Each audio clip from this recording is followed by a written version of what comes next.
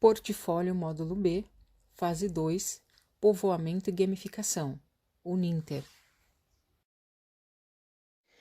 Um breve histórico da cidade de Salto. Salto localiza-se numa das regiões que está entre as primeiras no processo de penetração do território brasileiro, desde a segunda metade do século XVI. Registros históricos dão conta da presença de uma aldeia dos índios Guaianás ou Guaianazes do tronco Tupi-Guarani, nas imediações da cachoeira, a qual chamavam Ituguaçu, que significa Salto Grande.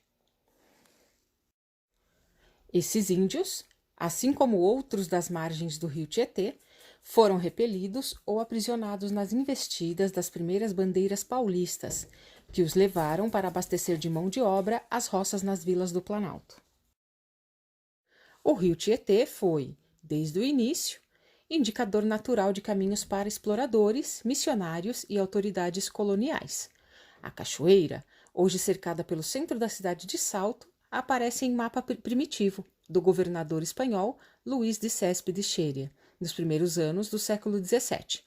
Também, ao seu redor, a grande bandeira de Nicolau Barreto, em 1601, aldeou grande número de indígenas cativos.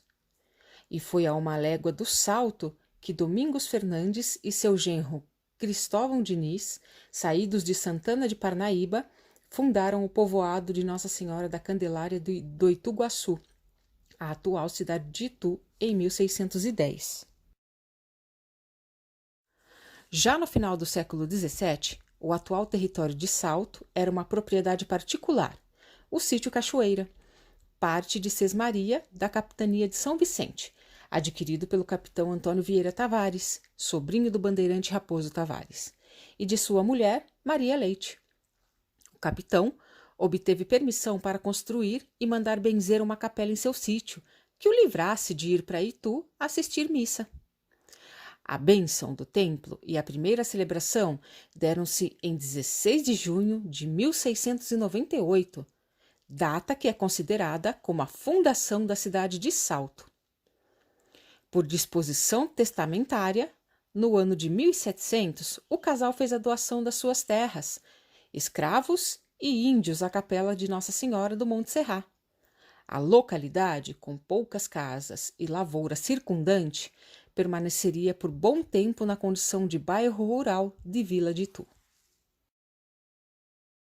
Com o descobrimento de ouro em Cuiabá, no início do século XVIII, a região ituana funcionou como trampolim para aquelas regiões interiores da colônia.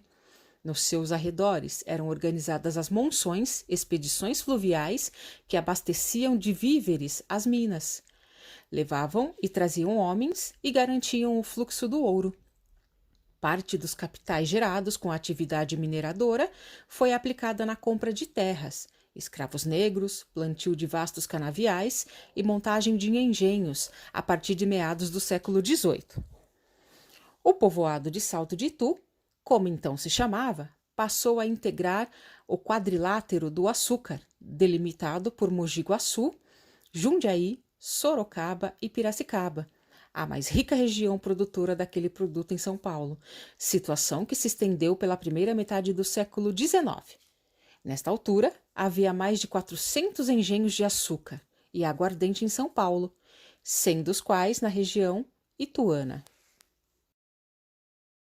Foi o capital acumulado com a lavoura de cana-de-açúcar e, em menor escala, do café e do algodão, que propiciou o despertar do lugarejo na segunda metade do século XIX. A posição geográfica privilegiada, junto à queda d'água, foi fator decisivo para os primeiros investimentos fabris, assim como a chegada da ferrovia com a instalação dos trilhos da Companhia Ituana de Estrada de Ferro em 1873. Nesse mesmo ano, o empresário José Galvão da França Pacheco Júnior inaugurou a primeira fábrica de tecidos na margem direita do Tietê, batizando-a de Júpiter. Pouco depois, em 1882, o Dr. Francisco Fernando de Barros Júnior, político republicano cognominado Pai dos Saltenses, inaugurou a sua tecelagem, a qual deu o nome de Fortuna, poucos metros mais abaixo daquela pioneira. Em 1885, seria a vez da fábrica de meias de José Piratininga Tibiriçá, e, em 1887, a Fábrica de Tecidos Montserrat, de Otaviano Pereira Mendes. Ainda no último ano da monarquia, 1889, inaugurava-se na margem oposta do rio a primeira fábrica de papel da América Latina, a Melker e Companhia.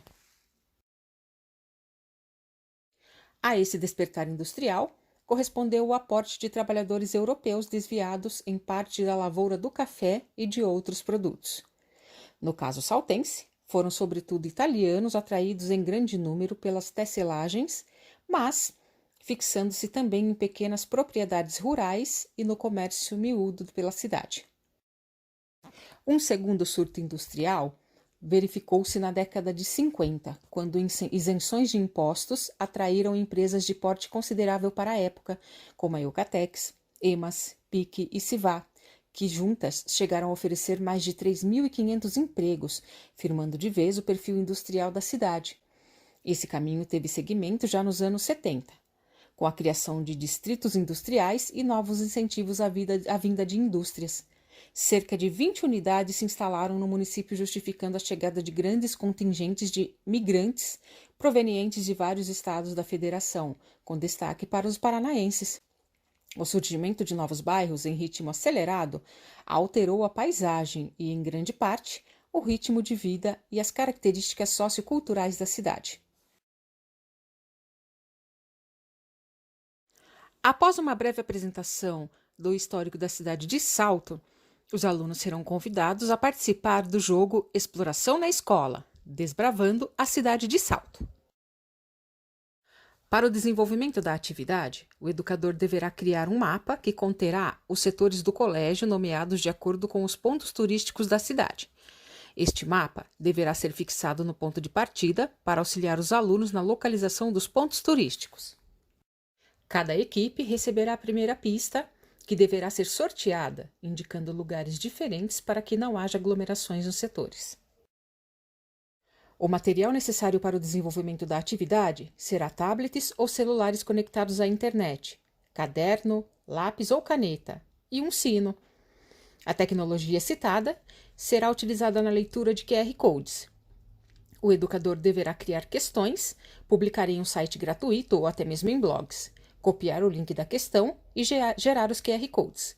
Estes QR Codes deverão ser impressos e fixados nos pontos indicados durante a exploração. Caso a equipe não se lembre onde se encontra um determinado ponto turístico, deverá retornar ao ponto de partida para consultar o mapa fixado.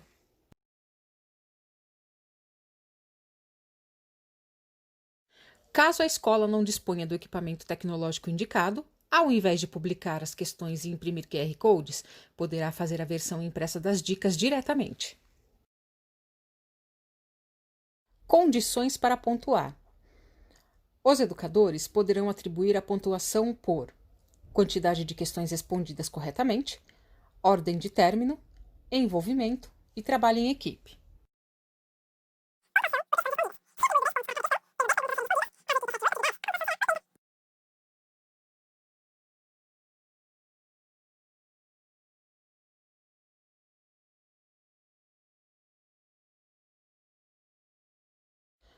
Pontuação por ordem de término. As equipes terão a pontuação de acordo com a ordem de chegada. Pode ser usado um sino como indicador de finalização da atividade. A equipe que tocar o sino primeiro definirá sua posição. Pontuação por envolvimento.